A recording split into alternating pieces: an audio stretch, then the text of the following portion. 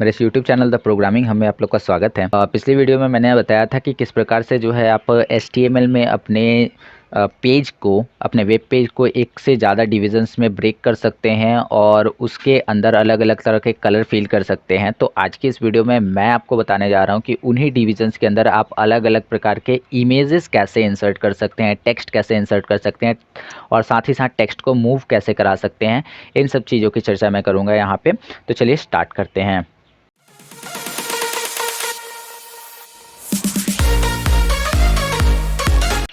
जैसा कि मैंने आपको बताया था कि HTML में काम करने के लिए मुझे जो है सॉफ्टवेयर की ज़रूरत पड़ेगी सबलाइम टेक्स्ट की और एक वेब ब्राउज़र की। तो सबलाइम टेक्स्ट को मैंने ऐसे खोल लिया और इसके अंदर देखिए वो कोडिंग्स हैं जो उस दिन मैंने किए थे। यहाँ पे मैंने इन सारी कोडिंग्स को करके एक वेब पेज डिज़ाइन करके आपको दिखाया था जिसके अंदर अलग अलग कलर थे। तो आज इस वेब पेज में मुझे क्या करना है कि इमेज इंसर्ट करने हैं, ठीक है, और कुछ में टेक्स्ट इंसर्ट करने हैं। जैसे सबसे पहले यहाँ पे जो ऑरेंज वाला डिवीज़न है इसके अंदर कुछ टेक्स्ट इंसर्ट करना है और उस टेक्स्ट को जो है एक डायरेक्शन से दूसरी डायरेक्शन की तरफ मूव भी करना है। तो पहले इसी काम को कर लेते हैं। तो आ जाते हैं अपने सबलाइम टेक्स्ट में कोडिंग्स करने के लिए। और कोडिंग्स करते समय जैसे मुझे जो करना है वो ये ऑरेंज वाले में करना है और ऑरेंज वाले डिवीज़न का नाम है D1, ठीक है। यहाँ पे आप देख सकते हैं जिसका कलर ऑरेंज हुआ है उसके डिवीज़न का नाम है D1 और D1 कहाँ पर है वो भी आपको पता है। यहाँ पर जो है डिवीज़न D1 है। तो डिवीज़न बंद होने से पहले आप जो लिखिएगा वो उसके अंदर आने लगेगा। जैसे मैंने इसमें लिख दिया this is my image gallery, okay, this is my image gallery. तो यहाँ पे मैंने this is my image gallery लिख दिया और इसके बाद में अब कंट्रोल S करके हम यहाँ पे चेक कर लेते हैं कि ये चीज़ आया कि नहीं। लिखा हुआ आ तो गया बट यहाँ पे इसका जो लोकेशन है वो सही जगह पे नहीं है। इसके लोकेशन में हमें थोड़ा सा चेंजिंग करना पड़ेगा, यानी इसका लोकेशन एकदम सेंटर होना चाहिए और साथ ही थोड़ा सा बड़ा होना चाहिए। तो ये सब चीज़, ये जो भी आपने अभी लिखा this is my D1 my image gallery, वो किस डिवीज़न के अंदर है? D1 के अंतर्गत है, ठीक है। तो हमें D1 का ही स्टाइल जो है थोड़ा सा चेंज करना पड़ेगा। हर चीज़ यहाँ पे स्टाइल पे डिपेंड करता है। यहाँ पे ऑरेंज अभी तक D1 का स्टाइल था, अब इसके बाद मैंने यहाँ पे लिखा फ़ॉन्ट साइज़। तो फ़ॉन्ट साइज़ में हम 40 पिक्सल कर देते हैं और चेक कर लेते हैं। हाँ, साथ साथ आप चेक करते चलिए कि कितना हुआ। 40 पिक्सल नॉट इनफ, हम इसको थोड़ा सा और बड़ा करेंगे 50 पिक्सल, ठीक है। तो 50 पिक्सल करके मैंने इसे यहाँ पे कर दिया। चलिए ओके है। उसके बाद में मुझे क्या करना है, मुझे यहाँ पे टेक्स्ट अलाइन सेट करना है। टेक्स्ट अलाइन जो होगा वो सेंटर करना है, centre, text align centre, control S and F5। देखिए यहाँ पे बीच में हो गया बट अभी ऊपर से भी थोड़ा सा नीचे आना चाहिए था। यहाँ तक समझ में आया। फ़ॉन्ट साइज़ मैंने सेट किया डिवीज़न 1 के लिए। डिवीज़न 1 में जो टेक्स्ट लिखा है उसका फ़ॉन्ट साइज़ 50 पिक्सल हो गया। टेक्स्ट अलाइन जो है वो सेंटर हो गया। और लाइन हाइट इससे क्या होगा कि वो ऊपर से नीचे की तरफ मिडिल करेगा, ठीक है। लाइन हाइट उतना ही होगा जितना इसकी हाइट है। हाइट कितनी है? 200 पिक्सल है। तो लाइन हाइट भी हमको 200 पिक्सल ही रखना पड़ेगा, ठीक है। यहाँ पे ध्यान से देख लीजिएगा कि डिवीज़न की जो हाइट है, डिवीज़न की हाइट जितनी होगी वही लाइन हाइट भी हमें रखना होगा, तब जाके टेक्स्ट जो है एकदम सेंटर में आएगा। यहाँ पे चलिए हम F5 करके दिखाते हैं। एकदम टेक्स्ट सेंटर में आ चुका है। तो आपको समझ में आ गया। अब कलर, यानी कलर किस चीज़ का? टेक्स्ट का कलर। बैकग्राउंड कलर तो हो गया है, अब हमको कलर करना है, यानी टेक्स्ट का कलर करना है। तो टेक्स्ट का कलर मैंने यहाँ पे ब्लू डाल दिया है, BLUE, ब्लू, ओके। कैपिटल मत लिखिएगा। तो ये ब्लू भी हो गया और साइज़ जो है वो सही है। चलिए तो इतना तो हो गया। इसके बाद में हमें इस टेक्स्ट को जो है एक सिरे से दूसरे सिरे तक मूव कराना है। तो उसके लिए मुझे क्या करना होगा? स्टाइल से नहीं होगा, उसके लिए मुझे जाना होगा डिवीज़न के पास और डिवीज़न के पास जो दिस इज़ माई गैलरी लिखा है इसी को मूव कराना है। तो इसके आगे, डिवीज़न के बाद और जो लिखा हुआ टेक्स्ट है उसके आगे क्या लगाना होगा? एक मार्क्यू नाम का टैग होता है, मार्क्यू, ठीक है, MARQUE, मार्क्यू। और मार्क्यू को बंद करना ज़रूरी है, नहीं तो पूरा का पूरा मूव करने लगेगा, ठीक है। तो मार्क्यू मैंने लगाया, जितने दूर के टेक्स्ट को आपको मूव कराना है उसके आगे बस मार्क्यू लगा दीजिए और पीछे मार्क्यू को बंद कर दीजिए, और इसका रिज़ल्ट आप देख सकते हैं कि ये जो टेक्स्ट है वो मूव करने लगा। ठीक है, अब इसमें मार्क्यू टैग जिस दिन मैं बताऊंगा उसमें अलग अलग डायरेक्शन है, अप डाउन, ठीक है, अल्टरनेट है, तो ये सारी चीज़ें हैं। बट अभी के लिए बस इतना ही कि मार्क्यू टैग को हमें कैसे यूज़ करना है, कहाँ यूज़ करना है, मैंने इतना बता दिया। अब आते हैं कि यहाँ पे मेरा पहला काम तो हो गया, दूसरा काम जो है वो है ये रेड वाले जो डिवीज़न है इसके अंदर एक इमेज लगाना। अब वो इमेज कैसे लगाएंगे, तो रेड वाला डिवीज़न कौन सा है, वो है D2। ठीक है, तो D2 के बाद यहाँ ध्यान दीजिए, डिवीज़न D2, इसके बाद और डिवीज़न बंद होने से पहले हमें एक इमेज इंसर्ट करना होगा। तो इमेज इंसर्ट करने के लिए लिखना है IMG space SRC is equal to image SRC का मतलब क्या होता है, IMG SRC का मतलब होता है इमेज टैग, और SRC का मतलब होता है सोर्स, यानी इमेज कहाँ से आएगा, यानी यहाँ पे हमें इमेज का नाम डालना होगा। बट नाम कैसे हम डालें, कुछ भी इमेज का नाम डालने से ये एक्सेप्ट नहीं करेगा। तो एक चीज़ का ध्यान रखना होता है कि जहाँ पे आपने जो है फाइल को सेव किया है वहाँ पे वो इमेज होना चाहिए। ठीक है, तो वहाँ पे कोई इमेज होना चाहिए, और अगर नहीं ऐसा है, कहीं और से ही आप ला कर रखना चाहते हैं, तो आप उसके लिए क्या कर सकते हैं कि Window+R करके ब्राउज़ कर लीजिए। एंड ब्राउज़ करने के बाद आपको पता होना चाहिए कि आपने इमेज रखा कहाँ है, एग्जैक्ट लोकेशन क्या है इमेज का। ठीक है, तो मेरा है डेस्कटॉप पे न्यू फोल्डर के अंदर। ठीक है, न्यू फोल्डर के अंदर अभी ये पे शो नहीं कर रहा है, तो यहाँ पे देखिए प्रोग्राम है लिखा, इसको ऑल कर दीजिए। ऑल करते ही यहाँ पे जो भी इमेजेस होंगे वो शो होने लगेंगे। तो मैंने ये पहला इमेज ले लिया और इसे ओपन कर लिया।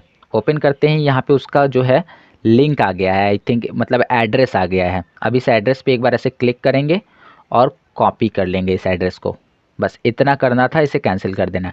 अब ये जो इमेज SRC लिखा है आपने, इस SRC में इसको पेस्ट कर दीजिए। यहाँ पे देखिए दो बार जो है इन्वर्टेड कॉमा आ गया है, तो एक बार इन्वर्टेड कॉमा को कम कर दीजिए। चलिए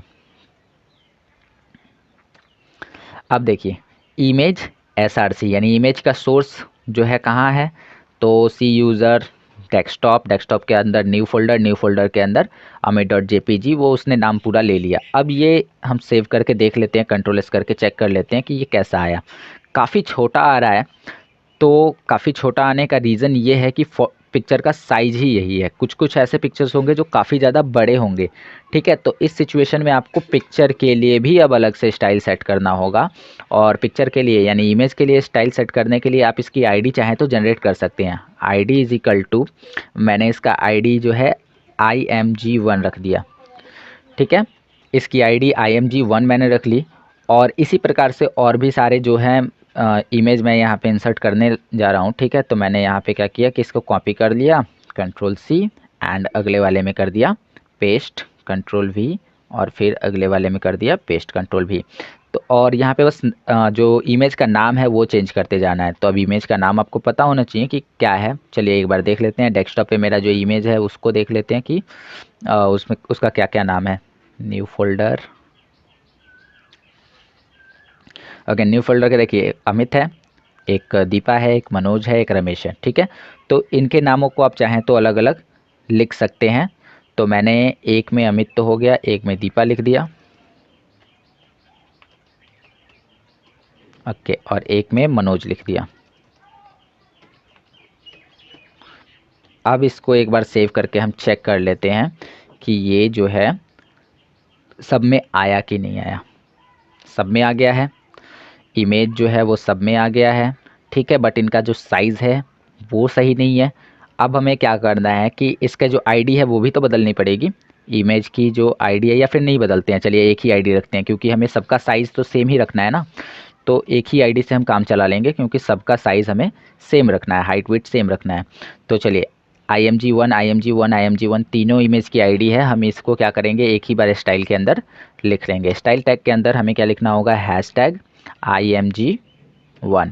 #IMG1 लिखने के बाद में मुझे यहाँ पे इसका हाइट जो है किसके बराबर सेट करना होगा, जो उसके डिवीज़न की हाइट है। जैसे वो किस डिवीज़न के अंदर है, D2 के अंदर, और D2 की हाइट देखिए 400 पिक्सल। तो मैंने इसे 400 पिक्सल हाइट ना देकर 380 पिक्सल ठीक है, 380 पिक्सल दिया, रीज़न बताएंगे हम, ठीक है।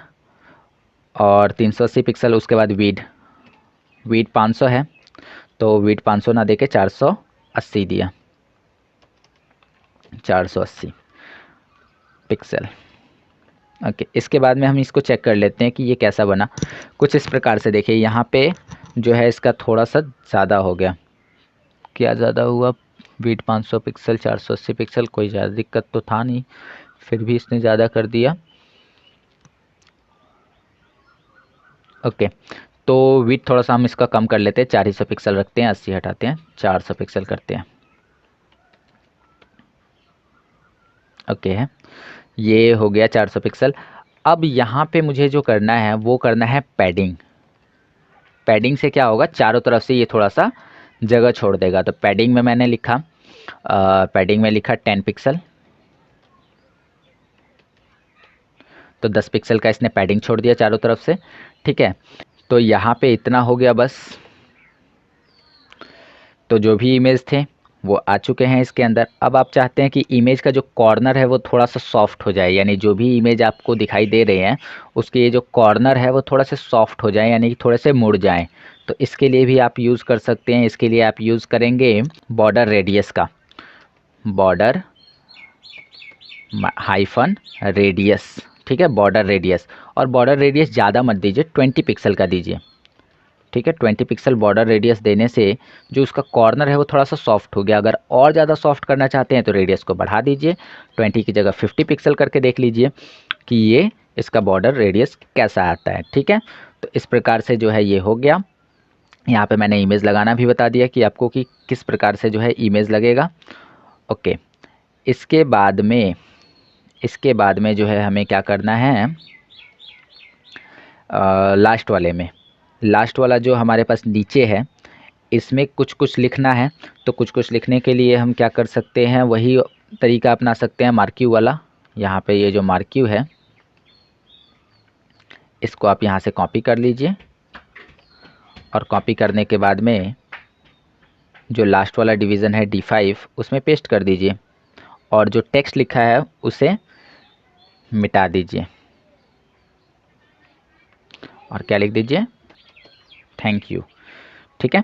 बस अब यहाँ पे ये फिर से छोटा आ रहा होगा, तो मुझे क्या करना है कि इसमें जो मैंने चेंजिंग किए थे, फॉन्ट साइज़, कलर, ये सब कुछ यहाँ से कॉपी कर लेना है, और लास्ट वाला जो ग्रे वाला है उसमें पेस्ट कर देना है। तो ये सब कुछ फिर से वैसा ही अप्लाई हो जाएगा, ठीक है। यहाँ देख सकते हैं थैंक यू यहाँ पे लिखा हुआ है, और जो मूव कर रहा है क्योंकि मार्क्यू टैग इसमें लगा हुआ है। तो आई होप आपको ये सब कुछ समझ में आ गया होगा कि किस प्रकार से जो है हम डिवीज़न जो बनाया था मैंने उसके अंदर टेक्स्ट, इमेज, ये सब चीज़ इंसर्ट कर सकते हैं, ठीक है। तो मिलते हैं आपसे जल्दी अगले वीडियो में, तब तक के लिए धन्यवाद।